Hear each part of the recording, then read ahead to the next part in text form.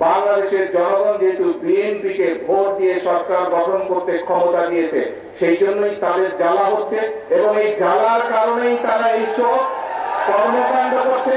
তাই তো আমরা ধরে নেব, তাই নয় কি? এই এখন যারা অরাজকতা সৃষ্টি করতে চাইছে, খবর নিয়ে দেখেন ওই 5ই আগস্টে যারা বিতাড়িত তাদের সাথে এরা তলে তলে আবার খাতির শুরু করেছে। তাদের সাথে নতুন কয়েকটি লেজও গজিয়েছে, সুন্দর ছোট ছোট লেজও গজিয়েছে। প্রিয় ভাই বোনেরা, আপনি যখন কোনো কাজ করেন, সেটি আপনার নিজের কাজ হোক, কৃষি কাজ হোক, সেটি যে কোনো কাজ হোক না কেন, সংসারের কাজ হোক, একটা নিয়ম কারণ আছে না? যে কোনো কাজ করতে তো কাজের একটা নিয়ম কারণ আছে। এই নিয়ম কারণটাকে মেনে নিয়েই তো কাজটা করতে হয়, তাই নয় কি? আপনি যদি হাঁস করেন, গরু করেন, ছাগল করেন, ধান চাষ করেন, সবজি শাকসবজি চাষ করেন, তারপরেও তো নিয়ম আছে। কখন আপনি বীজ বুনবেন, কখন আপনি পানি দিবেন, কখন আপনি সার দিবেন, নিয়ম কারণ আছে না? ঠিক যে কোনো অন্যায়কারীর তাকে শাস্তি দিতে হলে, তাকে তার বিচার করতে হলে সরকারের কতগুলো নিয়ম কারণ আছে।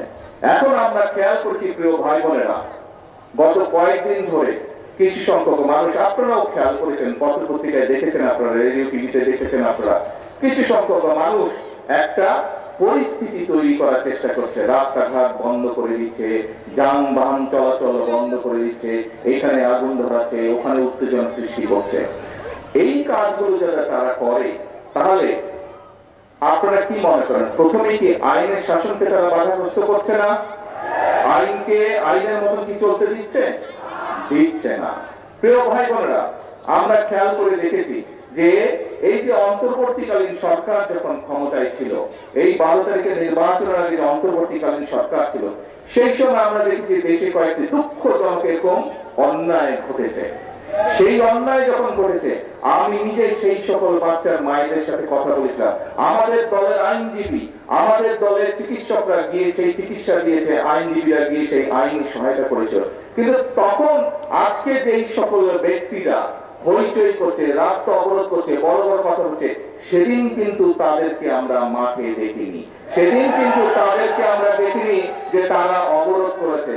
তাহলে কি আমরা ধরে নেব আজকে যেহেতু জনগণকে 12 তারিখের নির্বাচনে বাংলাদেশের জনগণ যেহেতু বিএনপিকে ভোট দিয়ে সরকার গঠন করতে ক্ষমতা দিয়েছে, সেই জন্যই তাদের জ্বালা হচ্ছে এবং এই জ্বালার কারণেই তারা এইসব কর্মকাণ্ড করছে। তাই তো আমরা ধরে নেব, তাই নয় কি?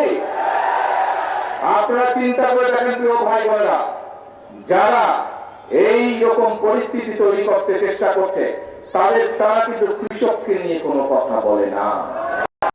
যারা একটা ঘোলাটে পরিস্থিতি তৈরি করতে চেষ্টা করছে, তারা দেশের মানুষের কর্মসংস্থান নিয়ে কোনো কথা বলে না। যারা এই ধরনের পরিস্থিতি তৈরি করার চেষ্টা করছে, রাস্তাঘাট বন্ধ করে দিয়ে অবরোধ করার চেষ্টা করছে, তারা কিন্তু কৃষকের খাল কাটার কথা বলে না, তারা কৃষক কার্ডের কথা বলে না। যারা এই ধরনের অরাজক পরিস্থিতির সৃষ্টি করার চেষ্টা করছে, তারা কিন্তু ছোট ছোট গ্রামের মাসুম বাচ্চারা কিভাবে স্কুলে খালি পায় যায় সেই দিকে তাদের খেয়াল নাই, তাদেরকে নতুন পোশাক দেওয়ার কথা বলে না। প্রিয় ভাই বোনেরা, আজকে যারা দেশের এইরকম পরিস্থিতি তৈরি করতে চায়, তাদের ব্যাপারে আপনাদেরকে সতর্ক থাকতে হবে, কারণ তারা অরাজক পরিস্থিতি সৃষ্টি করতে চাইছে। তারা যদি অরাজক পরিস্থিতি সৃষ্টি হয়, এই খাল কাটা বন্ধ হয়ে যাবে সারা বাংলাদেশে। ক্ষতিগ্রস্ত কে হবে?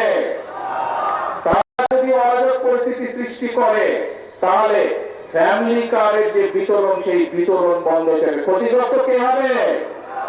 তারা যদি অরাজক পরিস্থিতি সৃষ্টি করে, তাহলে কৃষক কার্ডের বিতরণ বন্ধ হয়ে যাবে। ক্ষতিগ্রস্ত কে হবে? তারা যদি অরাজক পরিস্থিতি সৃষ্টি করে, তাহলে ইমাম সাহেবদের, মুয়াজ্জিন সাহেবদের, খতিব সাহেবদের, অন্যান্য ধর্মের যে ধর্মগুরু আছেন, তাদের সম্মানী দেওয়া বন্ধ হয়ে যাবে। ক্ষতিগ্রস্ত কে হবে?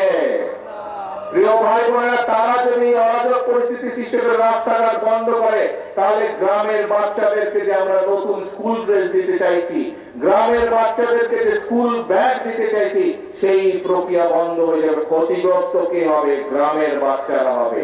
প্রত্যেকটি ক্ষেত্রে তাদের সেই অরাজক পরিস্থিতির কারণে ক্ষতিগ্রস্ত হবে গ্রামে বসবাসকারী খেটে খাওয়া মানুষ।